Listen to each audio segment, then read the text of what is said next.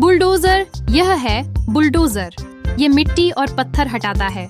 इसका बड़ा ब्लेड बहुत ताकतवर होता है। ये सड़क और इमारत बनाने में काम आता है।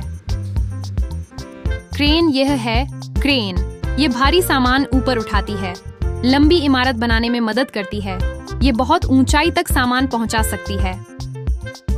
एक्सकवेटर, ये है एक्सकेवेटर। ये गड्ढे खोदने में काम आता है। इसकी बड़ी बाल्टी मिट्टी उठाती है। ये निर्माण कार्य में बहुत जरूरी है।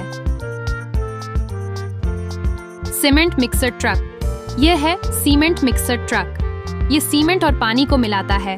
इससे मजबूत कंक्रीट बनता है। ये इमारत और सड़क बनाने में काम आता है। डंप ट्रक, यह है डंप ट्रक। ये मिट्टी, पत्थर और सामान ढोता है। इसका पिछला हिस्सा ऊपर उठता है। यह सामान को खाली कर देता है। बच्चों, आज आपने कंस्ट्रक्शन व्हीकल्स के बारे में सीखा। ये गाड़ियां सड़क और इमारत बनाने में मदद करती हैं। अगर आपको वीडियो अच्छी लगी हो तो इसे लाइक और शेयर करें। और हाँ, नई सीखने वाली वीडियो के लिए चैनल को सब्सक्राइब करना मत भूलना।